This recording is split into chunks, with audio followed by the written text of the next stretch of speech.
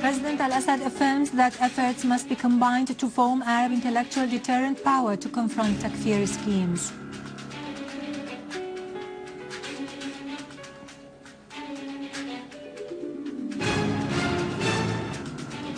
Russia stresses that dialogue among the Syrian sides on implementing the Geneva Statement should represent the focal point in the International Conference on Syria.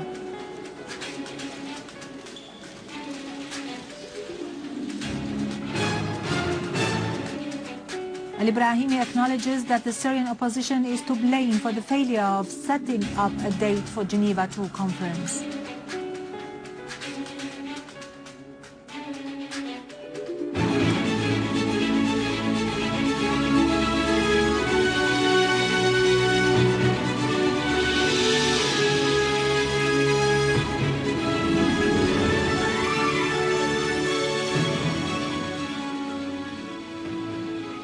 Good afternoon, ladies and gentlemen, and welcome to our news for today. President Bashar al-Assad today received a delegation of the Algerian National Committee in solidarity with Syria's Steadfastness, which comprised Algerian political, media, social and academic figures headed by Ramadan Boudla'a, chairman of the committee.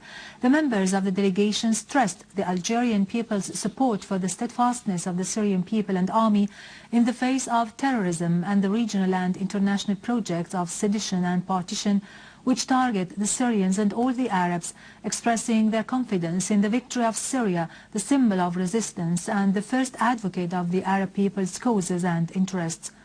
President al-Assad said the Algerian people's stance in support of Syria were far from being unexpected by these people who had lived an experience similar to a large extent to the current suffering of the Syrian people during the confrontation of terrorism. President al-Assad praised the honorable history of struggle both peoples share in confronting colonialism.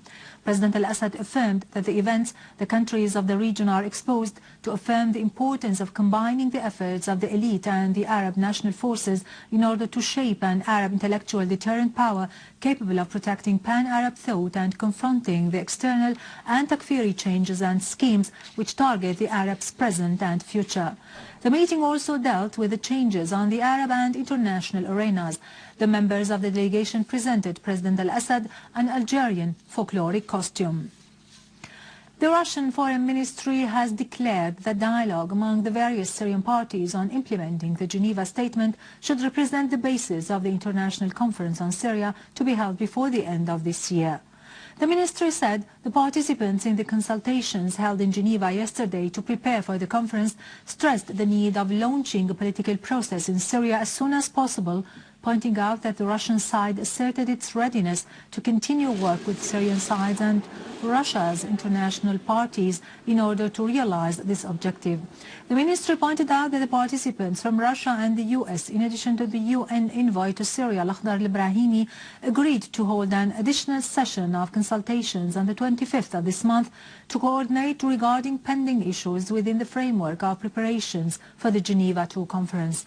The ministry made it clear that the Russian side stressed the need to form an influential delegation from the opposition and call on all key regional states, including Iran, to attend the conference.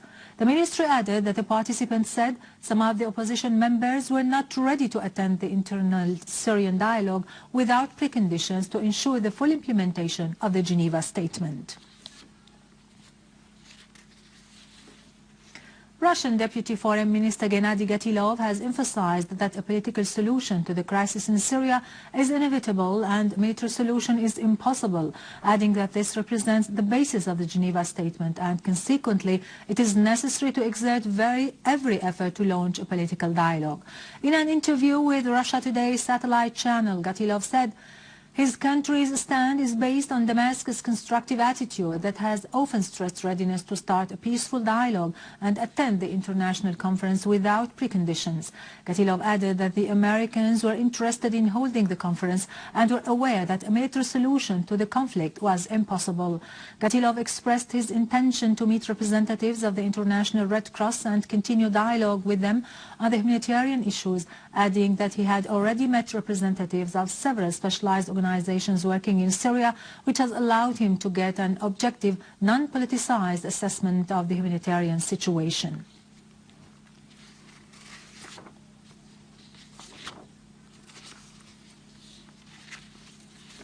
The UN envoy to Syria, Brahimi, had stressed during a press conference following preparatory talks for the Geneva conference that no date was set during the meeting for the convention of the conference. He added that the opposition was one of the reasons behind the failure of setting such date.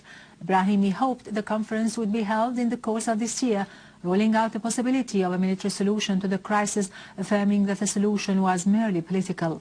The Syrians are the main players in Geneva too. However, the opposition is still divided and so far not ready to take part with a convincing delegation, Brahimi noted.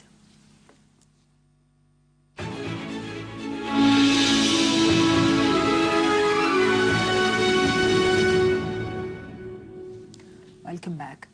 There has been initial information about a suicide blast in a booby-trapped car near Al-Omran Square in Sweida city.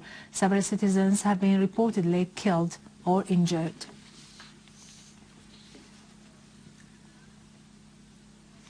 Syrian TV news correspondent in Aleppo reported that Syrian Arab Army operations continued against the terrorists in the village of Tel-Ern between Aleppo and Al-Assad. The military operation started 2 days ago with the aim of purging Tel-Ern, the second largest stronghold of the armed terrorist groups affiliated to al-Nusra in Aleppo countryside after Al-Assad. Tel-Ern is very fortified and it has tunnels, ditches and hideouts planted with explosive devices. However, the Syrian Arab Army's plan to maintain control over Tel-Ern is very tight.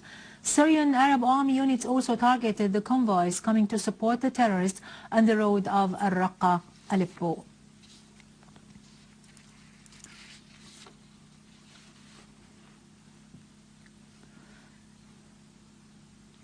Eight people, including 2 women, were killed and 50 others were seriously injured in a terrorist blast in Hijaz Square in Damascus. Police said that terrorists detonated an explosive device at the entrance of the building of the general establishment of Hijaz Railways at the center of Hijaz Square, killing many citizens and injuring dozens. The victims included a number of workers who were carrying out maintenance work for the building.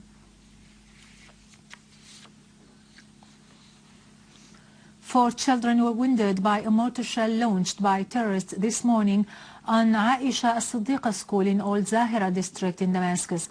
The shell left material damages on the school and parking cars nearby.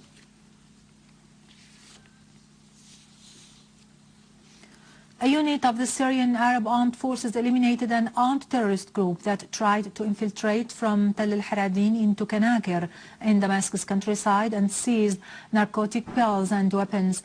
The seized weapons included a machine gun base-mounted on a 4-wheel drive car, sniper rifles, automatic rifles, BKC machine guns and RPG launchers, in addition to seizing narcotic pills and leaflets for Jabhat al-Nusra.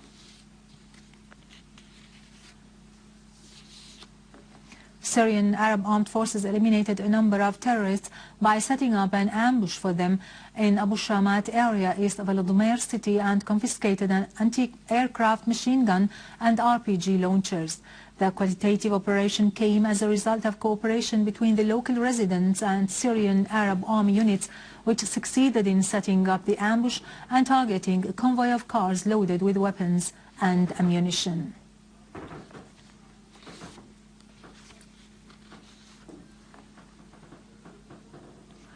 A Syrian Arab Army unit seized a vehicle loaded with RPG rounds and stolen medical equipment and arrested its driver in the area of Wadi Barada.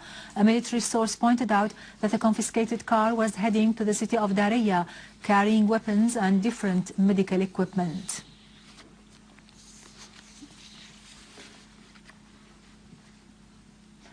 Finally, Patriarch Yohanna X Yazigi of Antioch and all the Orient for the Greek Orthodox has denounced the terrorist attack that targeted the Vatican embassy in Damascus yesterday. Patriarch Yazigi said the attack represented a flagrant, condemnable assault that targeted the voice of love and peace in the tormented Orient. Patriarch Yazigi joined call with Pope Francis I of the Vatican for the establishment of peace in Syria. From the soil of this land we have come out, and on it we will remain, Christians and Muslims united in bonds of brotherhood in spite of any assault targeting the people and sanctities of our Orient and its voice of peace and reason, Patriarch Yazigi added.